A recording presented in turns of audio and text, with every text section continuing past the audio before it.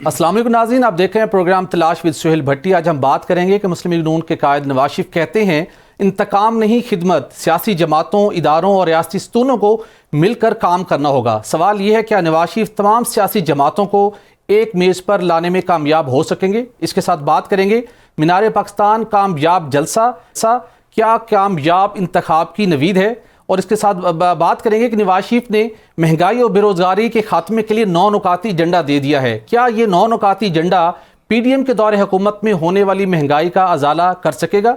और इसके साथ बात करेंगे कि नवाज शरीफ की वीआईपी प्रोटोकॉल पर पाकिस्तान तहरीक इंसाफ ने कड़ी तनकीद की है, तो नून लीग की अहम इत्तेहादी पीपल्स पार्टी भी काफ़ी खाइफ दिखाई दे रही है। उसके साथ साथ नून लीग के अपने कुछ सीनियर रहनुमा भी नाराज़ हैं। क्या नवाज शरीफ साहब इन अपने नाराज़ रहनुमाओं को और अपने नाराज़ इत्तेहादी को मनाने में भी कामयाब होंगे।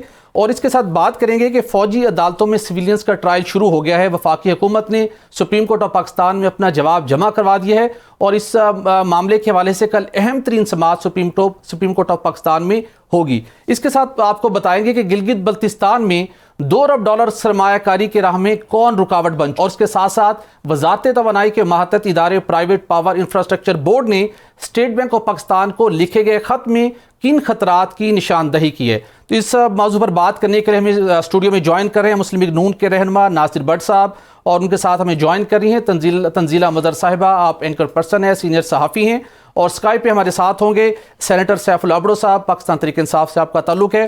तो नासिर भट्ट साहब, पहले मैं आपसे जान लेता हूँ, कल आप तो कहीं स्क्रीन पर दिखाई नहीं दिए, अगरचे के लंदन में या बैरून मुल्क जहाँ कहीं भी नवाज शरीफ साहब मूव करते थे आप हमेशा उनके साथ दिखाई देते थे, आप क्यों वहाँ पे मजमे में नहीं थे। और इसके साथ अगरचे के नवाज शरीफ साहब ने कल एक मफाहमत की बात की, इंतकामी सियासत की ख़त्म करने की बात की, लेकिन उसके बावजूद पाकिस्तान तहरीक इंसाफ ने कड़ी तनकीद का निशाना बनाया है पाकिस्तान मुस्लिम लीग नून के कायद की वापसी को, और जिस तरीके से उनको रियासती प्रोटोकॉल दिया गया है। वो कहते हैं कि अगरचे अदालतें उनका ट्रायल नहीं कर सकेंगी, लेकिन अवाम उनका मुहासबा करेगी।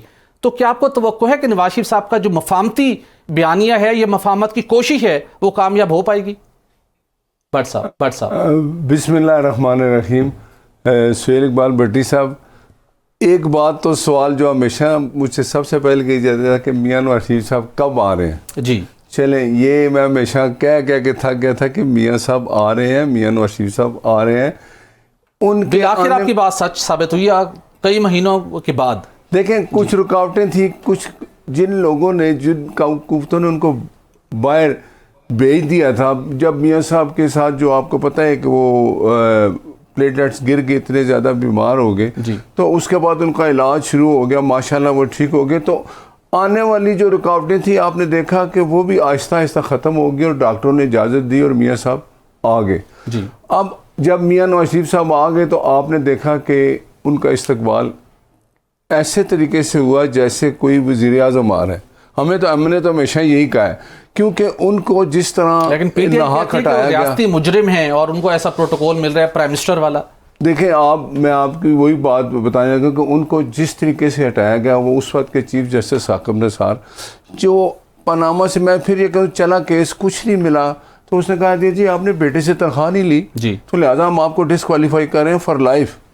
तो इस तरह का जो इंसाफ चल रहा था आपके सामने था।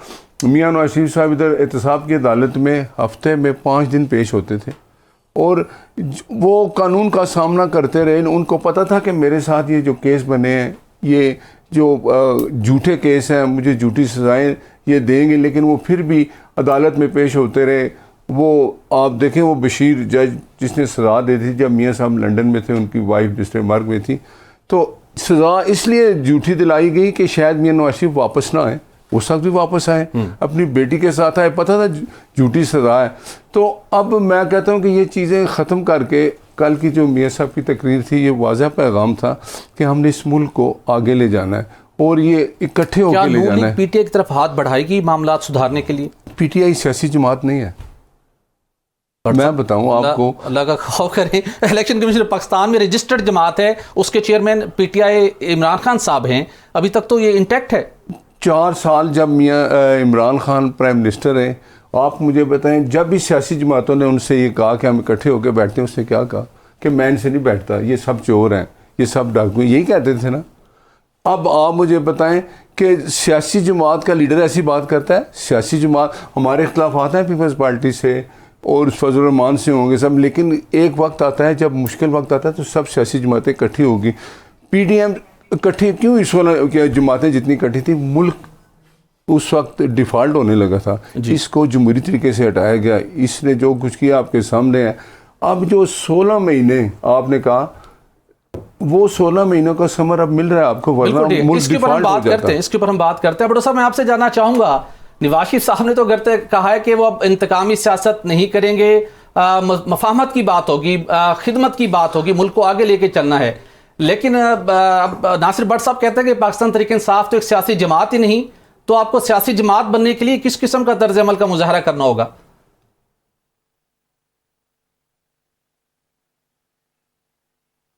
मुझे तजुर्बा इस बात पे कि वाकई इनकी नज़र में जो सियासत है वो उसी हिसाब से वाकई पीटीआई सियासी जमात नहीं है, पीटीआई अवामी जमात है। इस वक्त पूरा पाकिस्तान का अवाम जो है ना, वो पीटीआई को चाहता है, पीटीआई की इज्जत करता है। लेकिन जो सियासत नून लीग और पीडीएम की जमातों ने की है पिछले 16 महीने में, आपने देखा है 2018 से पहले भी आपने देखा होगा, तो वाकई उनकी सियासत जैसी तो वाकई पीटीआई सियासत नहीं करती, खान साहब नहीं करता। अगर खान साहब वैसी सियासत करता तो खान साहब बिल्कुल इनको गले भी लगाता और खान साहब इनको साथ भी बिठाता। जैसे माजी में आपने देखा था कि शहबाज शरीफ साहब सियासत करते थे, 2018 के इलेक्शन में आपने देखा था कि उनका बयानिया क्या था, हम जरदारी को लाड़काना के गलियों में घसीटेंगे जी। फिर आपने देखा कैसे उनको गले से लगाया 2022 अप्रैल में। तो वाकई ऐसी सियासत तो खान साहब नहीं करता, ऐसी जमात पीटीआई नहीं है। पीटीआई हकायक पे सियासत करती है, ठीक है, माजी में जो चीजें हैं, किसी के साथ बैठना भी चाहिए था, पॉलिटिकल लोगों से डायलॉग बनता है। आपने देखा है, कभी भी ऐसी बात नहीं करता किसी भी टीवी टॉक शो में कि अगर जब भी हमें कहा गया कि पार्टी सब आपस में बैठे तो बैठना चाहिए था। लेकिन अभी ये इस वजह से नहीं है कि हम अभी इस वक्त हम पे कड़ा वक्त है, मुश्किल वक्त है। मैं इस वजह से कह रहा हूँ, बेशक नून लीग आई है, अभी जिस तरीके से आए हैं वो भी सियासत अवाम देखता है ना, कि अवाम इसी तरीके से देखें। जो पाकिस्तान का कानून है, आईन है, आपको कहीं नजर आता है? बाकी तो देखे ना, जहां केसेस की बात हुई, भाई 4 साल जब मियां साहब बाहर गए थे तो खान साहब ये कहते हैं पीडीएम वाले या नून लीग वाले कि जी खान साहब ने निकाला था, खान साहब की वजह से। अब तो खान साहब अंदर हैं, जेल में हैं, तो अब लाया कौन, वापस कौन लाया? तो भाई बात ये है कि निकालने वाले तो अबड़ो साहब, क्या आप तवक्को रखते हैं कि जिस इमरान खान ने नवाज शरीफ को इलाज मुआवजे के नाम के ऊपर बैरून मुल्क जाने की इजाजत दी, उनको उनके लिए तमाम रुकावटें खत्म की, क्या वो अब नवाज शरीफ पाकिस्तान में सियासी हमांगी और मफाहमत की फजा को परवान चढ़ाने के लिए इमरान खान की मुश्किलात कम करता हुआ आपको दिखाई देता है? कोई तवक्को रखते हैं नवाज शरीफ से? नहीं, हम क्यों तवक्को रखेंगे नवाज शरीफ से कि वो मुश्किलात क्या आसान करेगा? उसकी अपनी मुश्किलात आसान हो गई, वही काफी है। उनको तो अभी तक देखें, खान साहब उनके ज़हनों पे ऐसे सवार हैं कि कल देखा आपने कि उसकी तस्बीह तक याद है कि खान साहब की तस्बीह को भी उसने निशाना बनाया। तो ऐसी बात कोई नहीं कि हमें कोई नवाज शरीफ से कोई हमदर्दी चाहिए। हमारे ऊपर क्या है, खान साहब झूठे केसेस हैं, आपको भी पता है कि खान साहब झूठे केसेस है। जब एक कन्विक्टेड आदमी 4 साल के बाद आके जब उसके लिए हाई कोर्ट की सारी अमला जो है वो थंब इंप्रेशन लेने वहां पहुंच जाता है, तो खान साहब ने ऐसा कोई काम ही नहीं किया। तो अल्लाह खैर करेगा, हम इंशाल्लाह केसेस झूठे हैं या सच्चे हैं तो मतलब अदालतों में साबित होंगे। आइंदा हफ्ते फर्द जुर्म आयद भी होनी है साइफर केस के हवाले से। तंजीला साहब, आपसे जानना चाहूँगा, नवाज शरीफ साहब का जो कल खिताब था लाहौर में मीनार पाकिस्तान के इस ग्रैंड जलसे से, आप कुछ लोग एक्सपेक्ट नहीं कर रहे थे कि वो, लग रहा था कि कुछ ना कुछ बोलेंगे, लेकिन उन्होंने जो अपनी तबीयत के बरक्स, अपने माजी के बरक्स बिल्कुल डिफरेंट एक लाइन ली। आप उनकी जो सियासत शुरू होने जा रही है नवाज शरीफ साहब की या PMLN की, उसको किस निगाह से देखते हैं? और पाकिस्तान को जिस सियासी इस्तेहकाम की अशद ज़रूरत है, सियासी हमआहंगी की ज़रूरत है, वो जो उनकी मफाहमत का उनका बयानिया सामने आया, जो उनकी कोशिशें हैं, वो आपको लगता है कि कहीं कामयाब होती हुई दिखाई देंगी आने वाले दिनों में? देखिए, एक तो ये कि तर्ज सियासत तो अगर सिर्फ मियां नवाज शरीफ साहब की बात करूं तो उनका लबो लहजा तो ऐसा ही रहा है। उन्होंने कभी अपने मुखालफिन के ऊपर को बहुत सख्त ज़बान इस्तेमाल नहीं की। अगर लोग 80-90 की मिसालें देना शुरू हो जाते हैं, ज़ाहिर है सियासतदान अपने ज़िंदगी के नशेब व फराज से सीखते हैं, तो मियाँ साहब ने भी बहुत सीखा। और अगर हम 2 बड़ी जमातों की बात करें, पीपल्स पार्टी और पाकिस्तान मुस्लिम लीग नवाज़, तो इन्होंने तो इंतकाम की सियासत का चैप्टर उस वक्त बंद कर दिया था जब इन्होंने चार्टर ऑफ डेमोक्रेसी पे दस्तखत किए थे। तो ये जो बाब दोबारा खुला, वो तो ज़ाहिर है खान साहब के तर्ज़ सियासत की वजह से खुला था, वो मियाँ साहब ने तो खोला नहीं था। लेकिन मेरा ख्याल है कि ओवरऑल एक बहुत अच्छी तकरीर थी। एक उन्होंने जो पीटीआई की ख़वातीन के हवाले से बात की, वो एक नामुनासिब बात थी, उनको वो नहीं करनी चाहिए थी। लेकिन अच्छी बात है कि उन्होंने किसी सियासी हरीफ पे, किसी सियासी हलीफ पे, माजी के इत्तेहादियों पे, मुस्तकबिल के इत्तेहादियों पे किसी को ऐसा कोई निशाना नहीं बनाया। देखिए, पाकिस्तान में ये पिछले 6-7 सालों में जो पोलराइजेशन आई है, जो नफ़रत की सियासत हुई है, जो इंतकाम आया है, उससे नुकसान किसका हुआ है? ना पीटीआई का नुकसान हुआ, ना पीपल्स पार्टी का हुआ, ना नून लीग का। इस मुल्क का बहुत बड़ा नुकसान हो गया। एक आम आदमी को किसी पे ट्रस्ट नहीं रहा। मतलब खान साहब की अगर दौरे हुकूमत की बात कर लें तो जो भी उनके साथ नहीं खड़ा हुआ, जहाँ से उनके खिलाफ बात हुई, उन्होंने उसको मुल्क दुश्मन बना दिया। उन्होंने जुडिशरी के खिलाफ भी कैंपेन्स की, मीडिया के खिलाफ भी की, रियासती इदारों के खिलाफ भी की। सो उनके देखा देखी हम देखते हैं कि सोशल मीडिया पे फिर हर जमात के जो जानने और मानने वाले लोग हैं, उन्होंने यही मुहिम जोई की है। उससे नुकसान ये हुआ कि अब इस जो अवाम है पाकिस्तान की, उनको 100% किसी इदारे पे ट्रस्ट नहीं है। आज हम जहाँ पे खड़े हैं, देखें, वो नसरुल्लाह खान साहब की लोग बातें करते हैं, आज जो नवाबजादा नसरुल्लाह साहब हैं, आज अगर हम देखें तो हमारे पास कोई ऐसी शख्सियत नहीं है जो सालसी करा सके, कोई ऐसी शख्सियत नहीं है जो ट्रूथ एंड रिकन्सिलिएशन कमीशन की तरफ मामलात को लेके जा सके, कोई ऐसी शख्सियत नहीं है जो इस समाजी और सियासी तकसीम का जो प्रोसेस है इसको रोक सके, क्योंकि ये तकसीम पाकिस्तान के हक़ में नहीं है। मियाँ साहब ने एक अच्छी मुदब्बराना तकरीर की है और उन्होंने ये भी इजहार कर दिया कि उन्होंने बड़ा ज़ब्त किया है। बहुत अच्छी बात है, जितना उनका तजुर्बा है, जितने उन्होंने नशेब व फराज देखे, उनको इस ज़ब्त का यकीनन इजहार करना चाहिए था। लेकिन विजन उन्होंने दे दिया। मेरा ख्याल है कि आगाज होते हुए दिखाई देते हैं कि जो एक मफाहमती पॉलिसी को इम्प्लीमेंट कर सके, आगे बढ़ के अपने सियासी हरीफों की तरफ भी हाथ बढ़ाएं और मामलात को सुधारने की कोशिश करें। देखिए, हरीफ तो सिर्फ अब खान साहब ही है ना। पीडीएम में सारी जमातें उनके साथ थी, मियाँ साहब के साथ जरदारी साहब की भी बहुत अच्छी इक्वेशन है, फजल रहमान साहब का भी बहुत ही अच्छा ताल्लुक है, एएनपी के लीडर्स आज उनसे मिले हैं।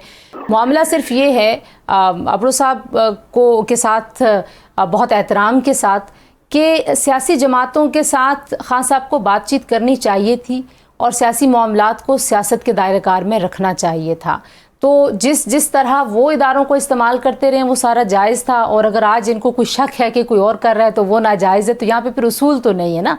तो उसूल खान साहब को ही अपनाना पड़ेगा, खान साहब की तरफ से ही पहल होनी चाहिए। वैसे मियाँ साहब भी कर लें तो कोई बुराई की बात नहीं है, लेकिन सियासी जमातों को इस सियासी माहौल को और सियासी फैसलों को अपने हाथ में लेना है। ये कोई बाहर से नहीं करेगा, ना ये काजी फायज ईसा साहब कर सकते हैं, ना ये जन आसिम मुनीर कर सकते हैं। इन्होंने ही करना है, इन्होंने फैसला करना है कि ये मुल्क रहेगा तो इनकी सियासत चलेगी। वो पता नहीं कब करेंगे, वो तो अभी भी आप देख लीजिए कि जिस तरह की ज़बान है, जिस तरह का लहजा है पाकिस्तान तहरीक इंसाफ के मुख्तलिफ लोगों का, वो हमारे सामने है। बिल्कुल ठीक, बिल्कुल ठीक। खुर्रम हमीद रोकरी साहब ने हमें ज्वाइन किया, इस तक हमें पाकिस्तान के पार्टी के रहनुमा। खुर्रम हमीद साहब शुक्रिया। खुर्रम हमीद, जानना चाहूँगा सियासी जमातों को और सियासी रहनुमाओं को ज़रूरत ही क्यों पेश आती है कि वो इदारों को अपने मफादात के लिए, अपने मकासद के हसूल के लिए इस्तेमाल करें? क्या अब ये रविश ख़त्म नहीं होनी चाहिए? देखें, रविश खत्म होती है जब दुरुस्त हो जाए। तो हमारा जो पॉलिटिकल कल्चर है ना, उसमें पॉलिटिकल एक्सीलेंस की तरफ हम नहीं है, ना हम पॉलिटिकल रियलिज्म की तरफ है। हम पॉलिटिकल आइडियलिज्म के ख्वाब बेचते हैं। ये जो जलसे जुलूस है ना, इनके ऊपर हम वो कहानियां करते हैं जो ना लिखे में है ना पढ़े में। ये पूरी दुनिया से ये वाला ट्रेंड खत्म हो चुका है जी। दुनिया पूरी की पूरी ने जहां पे जिस मुल्क में तरक्की की है, उसने पॉलिटिकल रियलिज्म के ऊपर जाकर तरक्की की है। और प्लस वो कोई ऐसी चीज नहीं कहते जो वो करना, और वो अपने अमल के साथ अपने कौल को साबित करते हैं, तब जाके मामला ठीक होते हैं। ये कि हम हमारे पास कहने के लिए, पॉइंट आउट करने के लिए बहुत कुछ है, लेकिन अमल के लिए एक तो ना हमारी ख्वाहिश है, डायरेक्शन उस पर जाना, अमल उसके ऊपर करना। दूसरा कैपेबिलिटी, कैपेसिटी, और जिसको आप कहते हैं अहलियत, काबिलियत। आप जैसे है ना एंकर हैं, तंजीला बैठी हुई हैं, आप बैठे हैं, आपको एक और चैनल चुनेगा, टैलेंट हंट होगा, तो टैलेंट आपको ला के वो लेके जाएंगे। लेकिन पॉलिटिक्स में टैलेंट हंट नहीं है, पॉलिटिक्स में मोरसियत, पॉलिटिक्स में हर काबिल आदमी का रास्ता रोका जाता है। पॉलिटिक्स में पॉलिटिकल जमातों को अहलियत की बुनियाद पे, काबिलियत की बुनियाद पे, मेरिट की बुनियाद पे बंदे नहीं चाहिए। पॉलिटिक्स के अंदर वो चाहिए पैसा। हमारी जो पॉलिटिक्स है वो पैसा मैटर करता है। आपकी ना ज़हन मैटर करता है, ना आपका कुछ भी, पैसा मैटर करता है। बिल्कुल ठीक है। रुख साहब, इसके साथ थोड़ा सा हमें ये बता दीजिएगा, नवाज शरीफ की वापसी को आप किस निगाह से देखते हैं और गुज़श्ते 10 सालों के दौरान जो पाकिस्तान की पॉलिटिक्स ने एक बड़ा एग्रेसिव एक शेप में आगे आई, हमारे यहाँ जो है सियासी तफरीक बढ़ी, अदम बर्दाश्त बढ़ी, ये कल्चर आपको आने वाले दिनों में कुछ खत्म होता दिखाई देता है? पहली चीज ये है कि जी मियां साहब की वापसी को हम उसी निगाह से देखते हैं जैसे हम पहले देखा करते थे। हमारी जो पॉलिटिक्स थी, एंटाई मॉरिसी पॉलिटिक्स थी, हमारी बुनियाद ही वही है। इमरान खान आ गया तो हमने उसको ज्वाइन कर लिया, क्योंकि हमने ये सोचा कि शायद जो हमारे ख्वाब हैं वो इसके साथ मिलके हम जो सोच रहे हैं कि ये एक उस आगे लेके जाएगा। लेकिन हम एक और बड़े अजीब से मरहले से गुजरकर आज खड़े हुए सारे जैसे इलाके हैं, या हम जिन इलाकों से हैं, हमारी पॉलिटिक्स अभी भी वही है। हम ये जो पुरानी कल्चरल मौरूसियत की सियासत है, हम उसके एंटाई हैं। इनके जो रिप्रेजेंटेटिव हैं हमारे इलाके में, हमने उनके खिलाफ हर किस्म की जिद्दजहद करनी है और करते रहेंगे। बिल्कुल ठीक, क्योंकि इनकी जो नुमाइंदे हैं, हम बिल्कुल ठीक। रोकरी साहब ये बता दीजिएगा, रोकरी साहब ये बता दीजिएगा, और चौधरी साहब ने मुलाकात की, आप लोग खफा हो गए, आपकी पार्टी उनको शोकाज नोटिस करने का फैसला कर लिया। नवाज शरीफ की वापसी खुशाइंद है तो फिर तो IPP को भी जरा खुश होना चाहिए। Not at all. देखिए, खुशाइंद, मैं कभी भी इस अल्फाज के इस्तेमाल का हक में नहीं हूं कि आप एक दूसरे की ताकीर करें। पॉलिटिकल डिफरेंसेस आपके होते हैं, ऑन चौधरी वहां पे जाके मिलना काबिल गिरफ्त है और पार्टी उस पर एक्शन लेगी, वो उसका जाती अमल है। और मैं कोई बात ऐसी नहीं होता जिसको सुपर कोट करके पेश करूं। मैं कोशिश करता हूं आपके साथ वो बात करूं जो हकीकत है। अब मैं अपने इलाके के अंदर मौजूद हूं, हमें अपने इलाके के मसाइल का इल्म है। हमें और चौधरी साहब जब लंदन में मिलते रहे उस वक्त तो नोटिस नहीं लिया गया नवाज शरीफ साहब से? जी सर, लंदन में और चौधरी साहब नवाज शरीफ साहब से मिलते रहे, मामला तय करते रहे।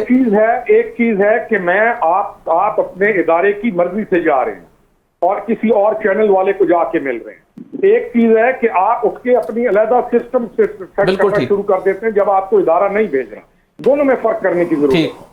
पॉलिटिकल पार्टी किसी डायलॉग को शुरू करे, चाहे मुझे भेजे, जैसे मैंने डायलॉग शुरू किया था एक हफ्ता पहले, तो मेरी पार्टी ने मुझे, जब मैं जिस पार्टी के साथ था तो उस पार्टी ने मुझे कहा था कि इस डायलॉग को शुरू करो। मैं अगर अपने पे शुरू कर दूं तो पार्टी पूछ सकती है। बिल्कुल ठीक। डिसिप्लिन का पार्टी के अंदर लाजिम है।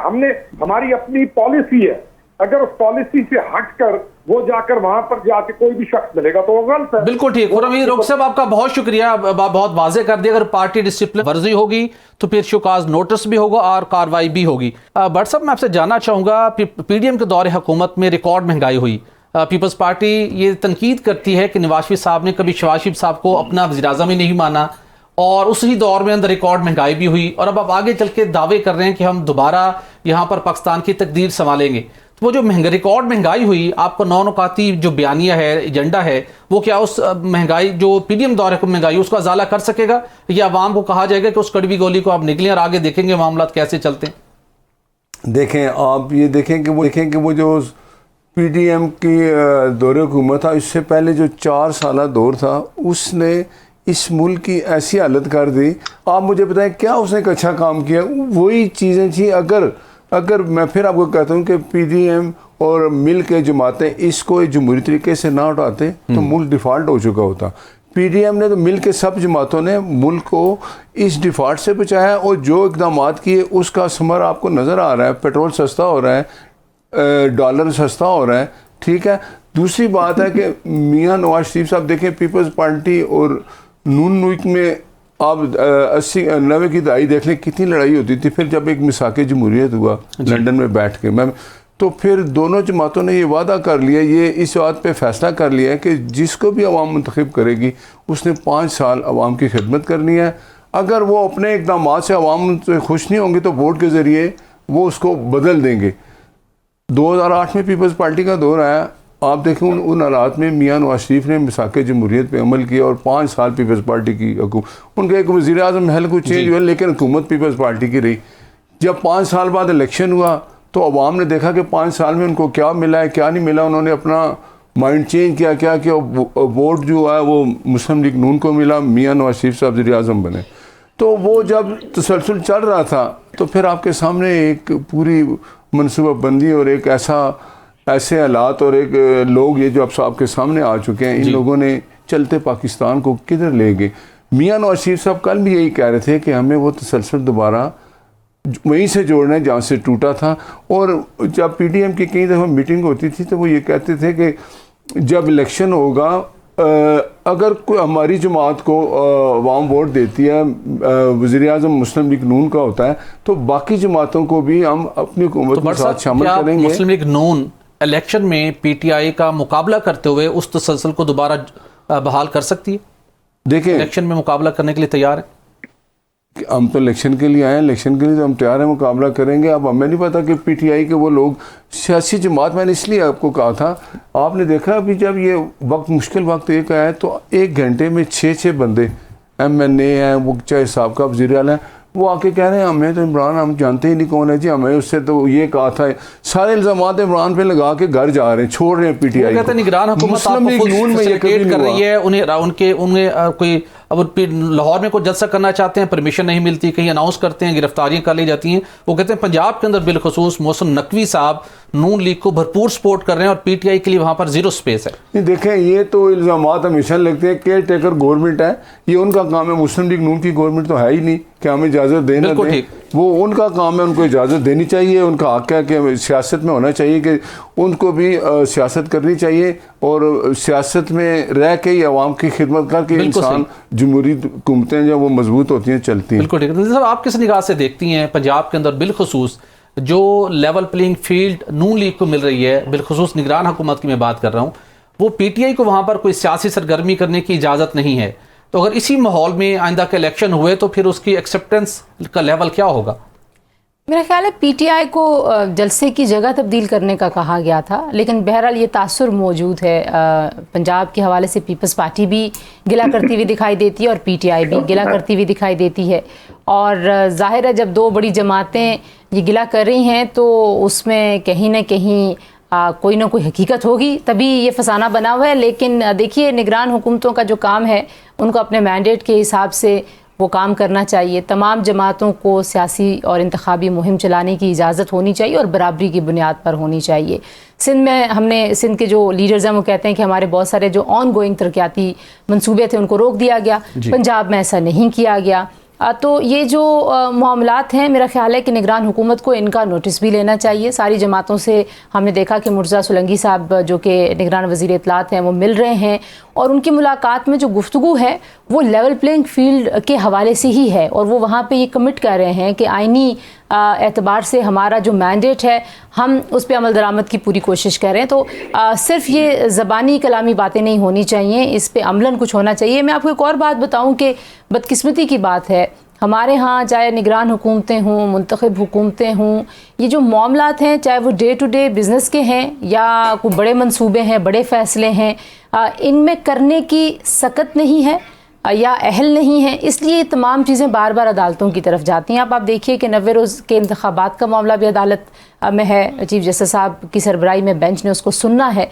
तो मुझे लगता है कि ये काफ़ी जो सारा लेवल प्लेइंग फील्ड वाला मामला है, हो सकता है कि ये अदालत के अंदर जाके सेटल हो जाए। बेहतर ये होता कि निगरान हुकूमतें तमाम सूबों की और मरकज़ की बैठ के 1 पॉइंट एजेंडा के ऊपर एग्री कर लेती कि हमने किसी भी जमात को, जहाँ पे कोई कानून को रिक्वायर्ड है, किसी के खिलाफ कोई FIR है, किसी को आपने पकड़ना है, पुलिस ने, इंतजामिया वहाँ पे तो चलें कह दे कि किसी पे FIR है, लेकिन सिर्फ सियासी सरगर्मी से रोकने के लिए इस तरह की हरकतें वो कोई मुनासिब बात नहीं। इस मकसद ज़रूरी है कि सब मिल बैठे। तंजीला, मैं आपसे ये ज़रूर जानना चाहूँगा, क्या मुस्लिम लीग नून के लिए पाकिस्तान तहरीक इंसाफ पंजाब में अभी भी पॉलिटिकल थ्रेट है कि नहीं? अगर उनको सियासी सरगर्मियों की इजाज़त दी जाती है तो क्या नून लीग उनसे भी परेशान हो सकती है पीटीआई से? देखिए, जो असल टेस्ट है वो तो इलेक्शन के दिन होता है। कौन बड़े जलसे करता है, कौन बड़े जलसे नहीं करता, ये बड़ा इरेलेवेंट है। मेरा ख्याल है इस वक्त का जो सबसे अहम सवाल है कि क्या ट्रांसपेरेंट और फेयर इलेक्शंस मुमकिन हो पाएंगे। सारी जमातों को इस बात पे कंसंट्रेट करना चाहिए कि इंतखाबात फेयर हों। अब पाकिस्तान तहरीक इंसाफ ने अब तक ये कहा हुआ है कि वो इलेक्शंस का बायकॉट नहीं करेंगे। खान साहब के ऊपर आपने अभी खुद जिक्र किया कि फ़र्द जुर्मायद होने वाली है। बज़ाहिर ये लगता है कि वो इंतखाबी अमल से बाहर होंगे, लेकिन उन्होंने जेल के अंदर से जब भी पैगामात भिजवाए हैं अपने वकला को, अपने लोगों को, उन्होंने कहा जी कि आप इंतखाबात की तैयारी करें। देखिए, खान साहब की जमात में बहुत सारे लोगों को लाया गया था जी। जिस जहाज़ पे आज पाकिस्तान तहरीक इंसाफ के हमारे जो दोस्त हैं उनको गिला है, ये जहाज़ उनका फ़ख्र था, इसी जहाज़ पे बैठ के बहुत सारे लोग आए थे। तो मामला ये है कि वो इसलिए आए थे कि वो इलेक्टेबल्स थे। अब वो इलेक्टेबल्स पाकिस्तान तहरीक इंसाफ में नहीं, नए लोग कौन होंगे, उनको कौन जानता है, उनकी क्रेडिबिलिटी क्या होगी, पीटीआई के टिकट पे इलेक्शन लड़ने वाले लोग कितने रह जाएंगे, क्योंकि अभी देखें कि प्रेस कॉन्फ्रेंसेस का सिलसिला भी जारी है, इंटरव्यूज का सिलसिला भी जारी है, तो रह कौन जाएगा, ये बड़े अहम सवाल है। ये डिफाइन अब्रो साहब आपसे जानना चाहूंगा, सिंध में और पंजाब में निगरान हुकूमतों की जानिब से कैसा आपको रिस्पॉन्स मिल रहा है, और जब इलेक्शन होंगे जिस तेजी के साथ लोग आपको छोड़ के जा रहे हैं, तो पीटीआई किस तरीके के साथ सिंध में पीपल्स पार्टी और पंजाब में नून लीग का मुकाबला कर सकेगी? भट्टी साहब, मुझे तो पहले थोड़ा टाइम दीजिएगा, काफी यहाँ चीजें बातें हुई हैं और हमारी बहन बैठी है तंजीला साहब ने, उसने भी काफी चीजों की निशानदेही की। लाजमी देखें, बात ये है कि जब इलेक्टेबल लाए गए थे ना, जब इलेक्टेबल लाए गए थे, जिसपे ये है कि जहाज भी था, इलेक्टेबल भी थे, तो आपने देखा था ना 2022 में जब इलेक्टेबल छोड़ गए थे, अप्रैल में हुकूमत चली गई तो वो इलेक्टेबल छोड़ गए थे ना। फिर जुलाई 2022 में बाई इलेक्शन हुए थे 20 सीटों पे, वो भी आपने देखा था, वो इलेक्टेबल कहां थे, 18 सीटें वो इलेक्टेबल की थी। देखिए, जब तक हम हक, जहां तक यहां बात की गई कि पीटीआई को जो वहां न जलसों की इजाजत तो छोड़ दें, अगर 5-10 बंदे कहीं जमा होते हैं, वो आपने देखा होगा कि एक बैलून थे कि भाई वो 6 सितंबर पे आप बैलून छोड़े हवा में, उसी पे लोगों पे फायदे काट गई। अगर इसको भी फसाना कहा जाता है तो बहुत अफसोस होगा इस बात को कि नहीं, ऐसी कोई बात ही नहीं है, पीटीआई पे बिल्कुल जो है कोई पाबंदी नहीं है। क्या पीटीआई पे पाबंदी नहीं है? आप देखिए, पीटीआई कोई काम नहीं कर सकती अगर बंदे, पहली बात तो यह है कि जिस पे केसेस हैं उसको कानूनी तौर पे अदालतों में लाया जाए, उस पर बिल्कुल ट्रायल उसका होना चाहिए। हम उससे नहीं कहते, देखिए ये थोड़ी है कि पूरी पार्टी को आप एक्टिविटीज न करने दें। जहां तक बात आई कि भाई नहीं ये फसाना है, फसाना किस बात में है आप बताएं ना। कल आपने देखा है केपी में हमारे कितने, मैंने कहा कोई हकीकत होगी तो फसाना है जो ऊपर बना है, मैंने ये नहीं कहा कि हकीकत नहीं होगी। मैं आपके सामने नहीं बोला, जी मैं आपके साथ बोला ही नहीं। देखे, जब आप बात कर रहे थे ना, देखिए सारी मीडिया बैठी है ना, आप सारे दोस्तों का जो भी मतलब कोशिश तो आप लोगों ने बड़ी की है, अवाम माने ना, अवाम के मानने के सवाल कुछ नहीं बना। यहाँ जो भी बात की जाए, जहां बात की गई, जैसे भट्ट साहब है, बहुत इज्जत है भट्ट साहब के लिए, मैं पहले कभी टीवी टॉक शो में साथ नहीं बैठे। बात यह है कि हमें जब ये ताने दिए जाते हैं ना कि 6 लोग ये भाग रहे हैं एक दिन में प्रेस कॉन्फ्रेंस, तो 2002 के इलेक्शन में आपने देखा था, जब 97 में इलेक्शन हुआ तो 2/3 मेजॉरिटी आई थी नून लीग जी को। जब परवेज मुशर्रफ ने टेक ओवर किया तो 2002 में नून लीग की 21 सीटें आई थी एमएनएस की। कहां गए वो वहां सारे इनकलाबी लीडर? कभी तो इनके खिलाफ ऐसे नहीं तो इनके बंदूक को उठा के कहीं गुम कर दिया जाता। किसी की प्रेस कॉन्फ्रेंस कभी आपने देखी थी 2002 में? इनके लोग तो ऐसे ही चले गए थे। भाई बात यह है कि पाकिस्तान की एक सिचुएशन है, उसके हकायक हैं। यहाँ हमारा पॉलिटिकल सिस्टम इतना आजाद नहीं है। अब्रो साहब, आपकी इसी बात की कंटिन्यूएशन में आपसे सवाल करना चाहूंगा। यही कंसर्न हम भी शो कर रहे हैं। जो इंप्रेशन यहां पर यह है कि चेयरमैन पीटीआई ने ही अपनी पॉलिसी की वजह से अपने आप को आइसोलेशन में ले गए, जिसकी निशानदेही मैं एक सवाल कर रहा हूं। शेख रशीद साहब ने भी इसकी निशानदेही की, सदर मुमलिकत ने रोल प्ले करने की कोशिश की ताकि एक दूसरे को एंगेज करें, लेकिन आप लोग एंगेज नहीं कर पा रहे, जिसकी वजह से आप साइडलाइन होते जा रहे हैं। तो पॉलिटिकल विजडम यह है कि आप निगरान हुकूमतें हो या दीगर पार्टीज हो, उनके साथ एंगेज करके अपने लिए कुछ स्पेस हासिल करें ताकि आपको कुछ एक्टिविटी करने का मौका मिले। पॉलिटिकल विजडम की जो डिसीजन है वो अवाम ने करनी है। सजेशन आ सकती है, पॉलिटिकल विजडम अवाम बताता है कि किसके पास है, किसी के कहने से नहीं होता। नंबर 1 मैं उसी का पा रहा था जी। आपने देखा कि यहां कहा गया कि मुल्क की 2 बड़ी पार्टी, पीपुल्स पार्टी और नून लीग ने मफाहमती सियासत जो अपनाई और उन्होंने जो टकराव की सियासत उसको खत्म किया। ये सीओडी साइन किया। आपको पता है सीओडी कब साइन हुआ था? 2006 में। तो 2006 के बाद जब 2008 में पीपी की गवर्नमेंट आई तो आपने देखा कि जब गिलानी को हटाया गया तो अब मियां शाह नवाज शरीफ साहब की पहली स्टेटमेंट आई थी कि गिलानी साहब इख्तियार छोड़ दें, ये हैवानों का मुल्क नहीं है।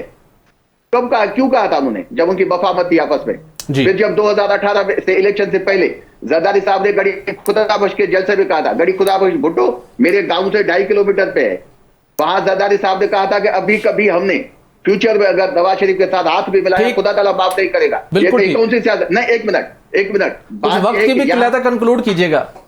इनके जज्बात हैं, इनको कहते यहाँ हैं। कहते हैं कि पीपल्स पार्टी और नून लीग बड़ी जमातें हैं, बड़ी जमात पीटीआई है। चारों सूबों में पीटीआई है, किसी के कहने से छोटी जमात नहीं बन जाती। हाँ, बाकी हमेशा तवक्का उसमें की जाती है जिसके पास उम्मीद होती है, जिसकी होती है। बिल्कुल ठीक। तो मैं इन बात से बिल्कुल जो है वो सहमत हूँ कि पीटीआई को आगे बात करनी चाहिए, मफाहमती सियासत में उनको आगे अपना हाथ बढ़ाना चाहिए। बिल्कुल ठीक। बट साहब मैं आपसे जानना चाहूंगा, निवाशी साहब बड़े महाजों के ऊपर अब नए चैलेंजेस का सामना करने जा रहे हैं। क्या पार्टी के अंदर जो नाराज रहनुमा है, शायद खाका नवासी साहब हों, मिफ्ता इस्माइल साहब हों, क्या उनको मनाने में भी कामयाब होंगे? इवन ख्वाजा आसिफ साहब कह रहे थे एक मरतबा कि शायद आंदा का इलेक्शन वो ना लड़ें। ख्वाजा साद रफीक साहब भी कुछ ऐसे ख्वाहिश से हैं। तो इन नाराज रहनुमाओं को भी पार्टी में वापस लाने में कोई कोशिश होगी या इनको इनके हाल पे छोड़ दिया जाएगा? देखें, ये जो आपने सवाल किया ना, ये भी चलता आ रहा है। नून, मुस्लिम लीग नून और है जी, ये नून से शीन निकलेगी, ये बातें ख़त्म होगी। तंजील साहब आपसे जानना चाहूँगा, शेख रशीद साहब एक बहुत ख़ास किस्म का चिल्ला काट के आए हैं। उस चिल्ला काटने के बाद उन्होंने एक बहुत अहम बात की, तजवीज़ दी है, और ये तजवीज़ चिल्ले के दौरान यकीनी तौर के ऊपर उन्हें नजूल हुई होगी। वो कहते हैं कि 9 मई के वाक़यात के अंदर जो लोग आवाम थे इन्वॉल्व या जिनसे गलती होगी उनको माफ़ कर देना चाहिए। कल सुप्रीम कोर्ट ऑफ पाकिस्तान में केस फिक्स है मिलिट्री कोर्ट्स में सिविलियंस के ट्रायल का, और वफाकी को मैंने जवाब भी जमा करवा दिए कि ट्रायल शुरू हो चुका है और जिनको सजाएं होंगी वो फिर मुतलका कोर्ट्स में जा सकते हैं। आपको क्या लगता है कि ऐसी कोई फ़ज़ा बन सकती है कि जो लोग 2nd 3rd ईयर के थे उनको माफ़ कर दिया जाए? और जो 9 मई का वाक़या है पीटीआई के लिए किस हद तक ये संगीन हो सकता है आने वाले दिनों में? देखिए, 9 मई का वाक़या जो है वो ज़ाहिर एक अनप्रेसिडेंटेड वाक़या है, और इस तरह के वाक़यात के दोहराए जाने के इम्कानात हर तरह से रद्द होने चाहिए। लेकिन जिस तरीके से 9 मई में मुलव्विस या जिन पे शक था, जिन पे शक व शुबा था, जिस तरह से उन लोगों के साथ कार्रवाइयाँ हुई, उसमें बहुत सारी ऐसी कार्रवाइयाँ थीं जो गैर कानूनी थीं। ख़वातीन का मामला है, उनके केसेस नहीं लग रहे। मतलब जब कानून के मुताबिक ये लिखा हुआ है कि जो भी आपने दफ़ात लगाई हैं, जब उनका केस लगेगा उनको पहली हेयरिंग पे ज़मानत होगी, तो फिर आप वो पहली हेयरिंग आपने नहीं होने दी। तो ये चीज़ें क्या 9 मई के वाक़यात के दोहराए जाने के इम्कानात को रद्द करने में मददगार साबित हैं? ये सोचने की बात है। और देखिए, एक ऐसा इदारा जिसका काम नहीं है ये सोचना कि हमारे समाज में अगर ये काम होगा तो उसके बाद क्या रिपरकशंस होंगी, ये फ़ौज का काम नहीं है, ये सियासी जमातों का काम होता है, ये लीडर्स का काम होता है। मुझे ऐसे लगता है कि सिर्फ शेख रशीद को नहीं, तमाम सियासी जमातों को 9 मई के वाक़यात के बाद की जो सूरत हाल है उसमें अपना किरदार अदा करना चाहिए। जो एक और सवाल आपने भट्ट साहब से वैसे मेरा ख्याल है मिफ्ता साहब वापस नहीं आएंगे, और शायद हकान अब्बासी साहब जो वो जाना चाहते हैं जा नहीं पा रहे, वो जाएंगे नहीं। बिल्कुल ठीक, ये तो आने वाला वक्त साबित करेगा। लेकिन 9 मई का कैसा संगीन वाक़या है जिसको सॉर्ट आउट किया मुल्क आगे नहीं बढ़ सकता, और उसके लिए अशा ज़रूरी है कि जो जितने हमारे कौमी रहनुमा हैं वो मिल बैठ कर इस सारे मामले को रिविज़िट करें और इसका कोई बेहतरीन हल निकालें, ताकि मुस्तक़बिल में दोबारा कोई ऐसा मामला ना पेश आए और ना ही दोबारा ऐसी सूरत हाल से मुल्क को दुचार होना पड़े। पाकिस्तान इस वक्त बदतरीन मुआशी बहरान से नबर्द आज़मा है। एक तरफ महंगाई है तो दूसरी तरफ पाकिस्तान इस वक्त गैर मुल्की सरमायाकारी की तलाश में है, जिसके लिए ISFC का प्लेटफॉर्म भी बनाया गया है। पाकिस्तान ने अपनी तारीख में इक्तिसादी तरक्की और नाकामियों के दवार का तजर्बा भी किया। बिजली की कमी और महंगी बिजली सनती तरक्की की राह में एक बड़ी रुकावट है, जिससे गैर मुल्की सरमायाकारी की हौसला शिकनी भी होती है। पाकिस्तान में गैर मुल्की सरमायाकारी की राह में रुकावटों की एक तवील कहानी है, जिसमें सरमायाकार फाइल्स बनाते बनाते ही थक जाता है और मुल्क से वो वापस चला जाता है। हुकूमती रुकावटों को दूर नहीं किया जाता, जिसके नतीजे में मामलात पाया तकमील तक नहीं पहुंच पाते। ऐसी ही एक मिसाल हमें गुज़श्ता बरस फरवरी 2022 में मिली, जहां गिलगित बल्तिस्तान हुकूमत ने दुबई में एक्सपो का इनेकाद किया। एक्सपो में गैर मुल्की सरमायाकारी लाने के लिए, इंफ्रास्ट्रक्चर की तमीर और सियाहत को फ़रोग़ के लिए $2 अरब से ज़ायद सरमायाकारी से मुतल्लिक 25 MOUs पर दस्तखत हुए। इस एक्सपो में पाकिस्तान एग्जेक्टिव फोरम की भी शिरकत की दावा दी गई थी। इसके अलावा मुत्तहिदा अरब अमारात, अमरीका, यूरोप और सऊदी अरब के सरमायाकारों ने सियाहती zone, power generation, IT sector और फूड प्रोसेसिंग जोन में सरमायाकारी के लिए अपने दिलचस्पी का इजहार किया था। सितंबर 2022 में तमाम सरमायाकारों को गिलगित बल्तिस्तान में मदऊ भी किया गया था, जिसमें पाकिस्तानी एग्जेक्टिव फोरम के वफद ने भी शिरकत की थी। इस कॉन्फ्रेंस में वज़ीर आला गिलगित बल्तिस्तान और तमाम महकमों के सेक्रेटरीज ने भी शिरकत की। वज़ीर आला गिलगित बल्तिस्तान की हदायत पर पाकिस्तानी एग्जेक्टिव फोरम की जानिब से मुख्तलिफ कंपनियों ने मुख्तलिफ महकमों में 5 LOIs शेयर किए। इसके साथ गिलगित बल्तिस्तान हुकूमत की जानिब से सिर्फ 3 LOIs पर दस्तखत, जबकि 2 LOIs पर आज तक दस्तखत ही नहीं किए। इस मामले को गिलगित बल्तिस्तान की हुकूमत की जानिब से तकरीबन 2 साल होने को हैं, अभी तक ये मामला लटका हुआ है। आज तक इन 2 LOIs पर भी कोई पेशरफ्त नहीं हो पाई। गिलगित बल्तिस्तान में सियाहत और तवानाई के शोबों में जो सरमायाकारी होनी थी, उसकी सबसे बड़ी रुकावट गिलगित बल्तिस्तान की ब्यूरोक्रेसी, गिलगित बल्तिस्तान की हुकूमत का अपना रवैया है। गिलगित बल्तिस्तान की हुकूमत इस मामले पर अदम दिलचस्पी का माजी में इजहार करती रही, जिसकी वजह से बैरून मुल्क मुकीम पाकिस्तानी जो सरमायाकारी करना चाहते थे मुख्तलिफ शोबों में, वो दिलचस्पी का जिन्होंने इजहार भी किया था सरमायाकारी के हवाले से, लेकिन उनकी ये दिलचस्पी वक्त के साथ कम होना शुरू हो गई। और हैरानकुन तौर पर जब पाकिस्तान को गैर मुल्की सरमायाकारी की अशद ज़रूरत है, लेकिन गिलगित बल्तिस्तान की माजी की हुकूमत और उनकी ब्यूरोक्रेसी की हौसला शिकनी की वजह से ये सरमायाकार काफ़ी हद तक मायूस दिखाई दे रहे हैं। इसके साथ गिलगित बल्तिस्तान में तकरीबन 40,000 मेगावाट सस्ती पन बिजली बनाने की सलाहियत मौजूद है, जिसको इस्तेमाल करके गिलगित बल्तिस्तान न सिर्फ खुद कबील हो सकता है, बल्कि पाकिस्तान के मुख्तलिफ इलाकों को भी सस्ती पन बिजली फराहम की जा सकती है। सियाहत की बात करें तो गिलगित बल्तिस्तान में सियाहत के एतबार से बेपनाह पोटेंशियल मौजूद है। हुकूमत सियाहत के तमाम शुबों पर काम करके सूबाई सतह पर कसीर ज़र मुबादला भी कमा सकती है। तो नाज़रीन, इस मौजू पर बात करने के लिए हमें ज्वाइन करें पाकिस्तान एग्जीक्यूटिव फोरम के सदर चौधरी मुनीर साहब। चौधरी साहब, आपका बहुत शुक्रिया। मैं आपसे जानना चाहूँगा, हम सब पाकिस्तानी तवक्को करते हैं कि बैरून मुल्क मुकीम पाकिस्तानी जो वहाँ पर इस्टेब्लिश हो चुके हैं वो अपने मुल्क के अंदर सरमायाकारी करें ताकि पाकिस्तान के अंदर जो मौशी हालात है बेहतर हो सकें। इसी सिलसिले के अंदर गिलगित बल्तिस्तान की हुकूमत ने दुबई में एक एक्सपो किया था, जहाँ पर पाकिस्तान एग्जीक्यूटिव फोरम ने वहाँ पर शिरकत की और कुछ MOUs पर दस्तखत भी हुए। मुझे ये बताइएगा कि कितने बड़े पैमाने के ऊपर पाकिस्तान एग्जीक्यूटिव फोरम के प्लेटफॉर्म से आप लोग गिलगित बल्तिस्तान में सरमायाकारी करना चाहते थे, लेकिन आपको 1.5-2 सालों में किन मुश्किलात का सामना करना पड़ा है, और अभी लेटेस्ट स्टेटस क्या है आपकी इन्वेस्टमेंट के हवाले से की गई काविशों पर? जी, thank you so much Suhail साहब, आपने मुझे ऑनर दी कि आज इस इशू को हाईलाइट किया और मैं आपके साथ हूँ। देखें, जैसे कि आपने अपने क्वेश्चंस में ही कह दिया था कि जिस तरह GB ने इनिशिएटिव लिया, हम बहुत ही खुश थे कि ये गवर्नमेंट लोकल इनिशिएटिव ले रही हैं, हमने उसमें पार्टिसिपेट किया। तो उसके बाद हम यहाँ पे स्पेशली अपने खर्चे पे वहाँ पे डेलीगेशन लेके गए, उसमें भी GB गवर्नमेंट ने माशाल्लाह बहुत अच्छा रिस्पॉन्स दिया, लेकिन वो रिस्पॉन्स की हद तक रह गया, वो डॉक्यूमेंटेशन की हद तक रह गया। उसके बाद मैं पर्सनली ज़ाती तौर पे मैं सेक्रेटरी साहबान को, मैं चीफ सेक्रेटरी साहबान को मैसेज करता रहा, रिमाइंड कराता रहा। जबकि देखें, जब LOI साइन हो जाते हैं, जबकि गवर्नमेंट को तो खुद चाहिए कि भाई आए काम करें, और हम उनके पीछे फिर रहे हैं कि भाई आपने जो LOI साइन किए क्या करना है। 2022 सितंबर में जो LOI साइन किए थे, आज तक वो मतलब वैसे के वैसे कोई स्टेटस नहीं है। तो मैं गाय बगाए अभी जैसे आपने बताया AFIC भी बनी है, तो उनके भी अभी यहाँ पे डेलीगेशन आया, तो उनको भी मैंने हाईलाइट किया था। मैंने नॉर्मली तो क्या होता है कि जी इसका मतलब तो ये हुआ, मात्र चाहूंगा कि सिर्फ डेलीगेशन लेके जाना आना, सिर्फ फोटो सेशन करना और उसके बाद कुछ नहीं होता।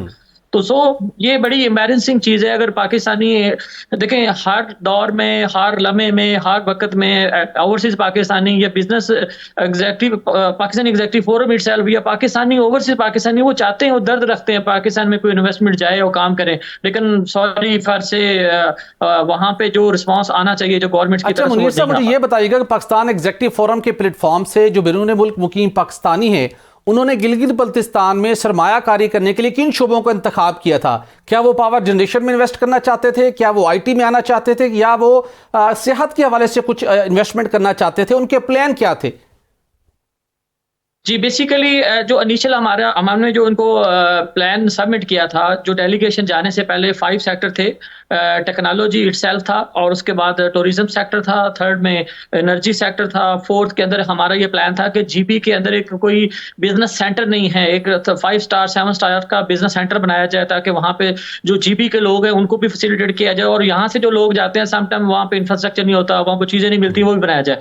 तो और पास एग्रीकल्चर, ये 5 शोबे थे देखिए उनमें भी हमने ये कहा था कि अगर आप पावर के ऊपर जाते हैं, सबसे पहले पावर की नीड है, सबसे हम पावर को एज ए ट्रायल पे शुरू करते हैं और पावर पे उन्होंने एलओआई साइन नहीं किए और वो जो उनके जो चीफ सेक्रेटरी साहब ने सेक्रेटरी साहब को मार कर दिया और सेक्रेटरी साहब बस आगे मार कर दिया और उसके बाद कोई मतलब वो फाइल का हिस्सा ही रह गए। और इवन मैं आपको गुड न्यूज दूं, हमारे फोरम के लोगों ने ये तक कहा कि भाई अगर टेक्नोलॉजी की हमारे पास एक्सपर्टी है, ओवरसीज पाकिस्तानियों की एक्सपर्टी है, तो हम आपको एज ऐसा मॉडल देते हैं जो कि रेवेन्यू शेयरिंग मॉडल है।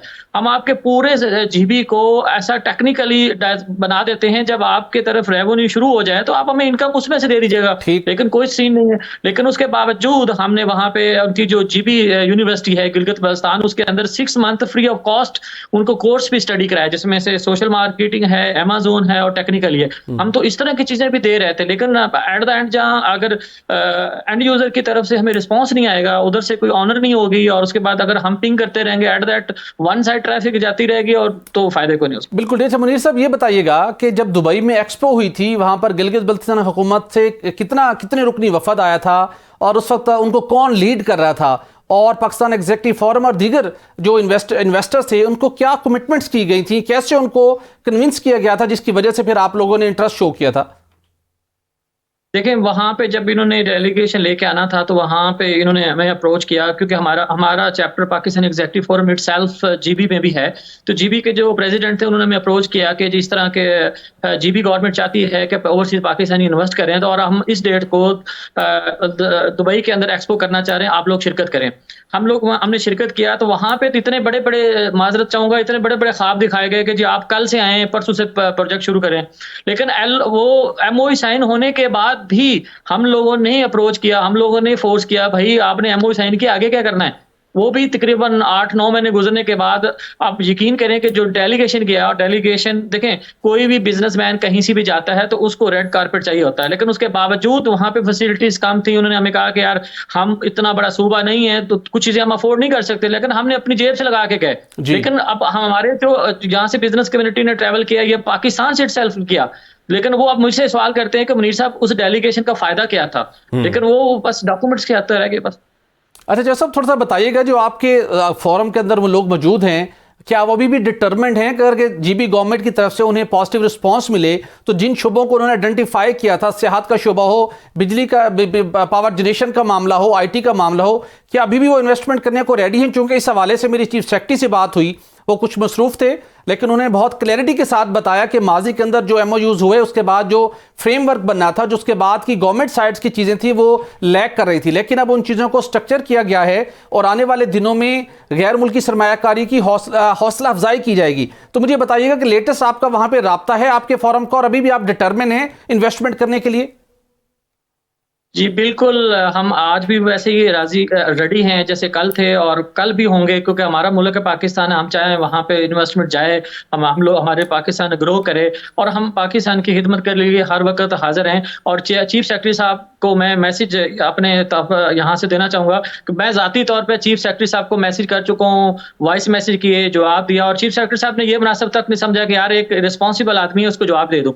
ये कंप्लेन नहीं है, लेकिन ये गिला होता है अगर यहाँ से हम चीजों को लेके जाते हैं, अगर रिस्पॉन्सिबल लोग ही उसको आंसर नहीं करते तो बाकी नीचे वालों ने क्या रिस्पॉन्स करना। बिल्कुल ठीक चौधरी साहब, आपका बहुत शुक्रिया, आपने टाइम दिया। और लेकिन जो मेरी उनसे बात हुई, जो बिलखसूस चीफ सेक्रेटरी गिलगित बल्तिस्तान मोहिउद्दीन वानी साहब हैं, वो जीबी को बदलने के लिए बड़ा किरदार अदा कर रहे हैं। उन्होंने वाजे किया है कि अब फ्रेमवर्क जो तैयार होने थे एग्रीमेंट्स के हवाले से, वो तैयार हो चुके हैं और हम तमाम गैर मुल्की सरमायाकारों को, बिलखसूस पाकिस्तानियों को, हम उनकी हौसला अफजाई करेंगे, उन्हें फैसिलिटेट करेंगे। और उन्होंने ये यकीन दहानी करवाई है कि जो अब बराह रास्त मुझसे रब्ता भी कर सकते हैं, इस हवाले से काफ़ी पेशरफ्त हुई है। और उन्होंने इस अज़्म का इजहार किया है कि जीबी सेहत का शोबा हो, पावर जनरेशन का शोबा हो या IT का शोबा हो, वहाँ पर इन्वेस्टमेंट के हवाले से जो रुकावटें थी उनको काफ़ी हद तक दूर कर लिया गया और आने वाले दिनों में आपको एक बदलता हुआ जीबी नजर आएगा, जिस तरह की उन्होंने हेल्थ और एजुकेशन के अंदर खिदमात सर अंजाम दी हैं। नाज़रीन, इस वक्त पाकिस्तान के सबसे बड़ा मसला मईशत है, जिसमें सबसे अहम फैक्टर हमारे फॉरेन एक्सचेंज रिजर्व यानी मुल्क में डॉलर्स की कमी है। डॉलर्स की कीमत में बढ़ने की एक बड़ी वजह मुल्क में डॉलर्स की किल्लत होना भी है। गो कि इस वक्त मुल्क में डॉलर्स की स्मगलिंग और ज़ख़ीरा अंदोज़ी के खिलाफ क्रैकडाउन जारी है, लेकिन ताहाल मुल्क में डॉलर की जो दस्तियाबी है उसका मसला बदस्तूर पेश है। जिसका जिक्र वजारत तवानाई के मातहत प्राइवेट पावर इंफ्रास्ट्रक्चर बोर्ड ने स्टेट बैंक ऑफ पाकिस्तान को लिखे गए खत में भी किया है। वजारत तवानाई के मातहत private power and infrastructure board ने स्टेट बैंक ऑफ पाकिस्तान को एक खत लिखा है। खत में कहा गया है कि IPP जिनमें ज़्यादातर वो हैं जो सीपे के तहत लगाए गए हैं और इनको स्टेट बैंक ऑफ पाकिस्तान की जानिब से रुपए को डॉलर में तब्दील करने में मुश्किलात का सामना है। ये ताखीर इस मंसूबे के लेन देन की माली जिम्मेदारियों को पूरा करने में भी रुकावट डाल रही है। सीपे के तहत लगने वाले और दीगर IPPs को तकरीबन $2 अरब से जायद की अदायगियाँ होनी हैं। याद रहे कि हुकूमत पाकिस्तान IPP से जो बिजली खरीदती है इसकी कीमत डॉलर्स में अदा करती है। खत में मजीद कहा गया है कि IPPs ने इस मसले को मुख्तलिफ फोरम्स पर उठाया है और Pakistan power and infrastructure board ने इस हवाले से स्टेट बैंक पाकिस्तान से मदद की दरखास्त की है कि इस मसले के फौरी हल करने की ज़रूरत है ताकि गैर ज़रूरी ताख़ीर और ऑपरेशंस को मज़ीद मुतासिर होने से बचाया जा सके।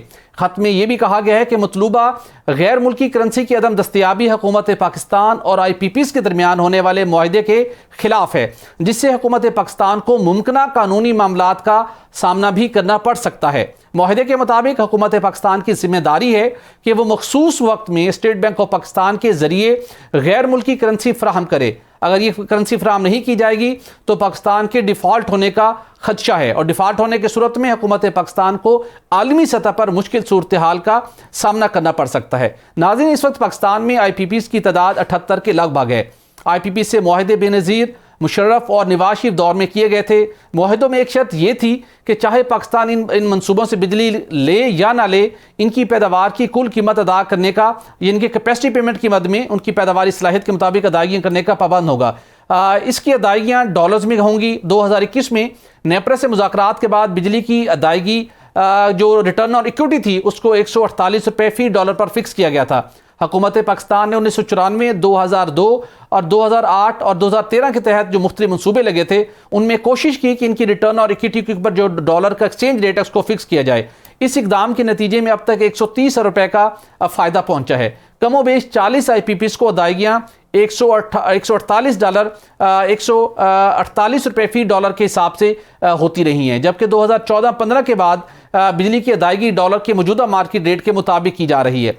फ्यूल और कैपेसिटी कॉस्ट बढ़ने से 2200 रुपये सालाना पाकिस्तान अदा कर रहा है। ये भी कहा जाता है कि अगर इकॉनमी में तरक्की कर रही हो तो बिजली की तलब भी ज़्यादा हो जाती है और मौजूदा सूरत हाल में चूँकि मौशियत तरक्की नहीं कर रही तो जाहिर है कि बिजली की ज़रूरत भी कम है। माहिरीन के मुताबिक वफाकी हुकूमत को मुस्तकबिल में लगने वाले पावर प्लांट्स के साथ टेक और पे की बजाय टेक एंड पे की बुनियाद पर बिजली खरीदनी चाहिए, यानी जब बिजली खरीदें तो अदायगी करें, जब बिजली की ज़रूरत ना हो तो कैपेसिटी पेमेंट के नाम पर अदायगियाँ भी ना करना पड़ें और इसके साथ आइंदा आने वाली हुकूमत को मुकर्रर हद से ज़्यादा मुनाफा कमाने वाले IPPs के साथ मुज़ाकरात करके टैरिफ में कमी ले ठोस इक़दामात करने चाहिए। नाज़रीन, प्रोग्राम का वक्त ख़त्म हो जाता है, इजाज़त दीजिए, अल्लाह हाफ़िज़।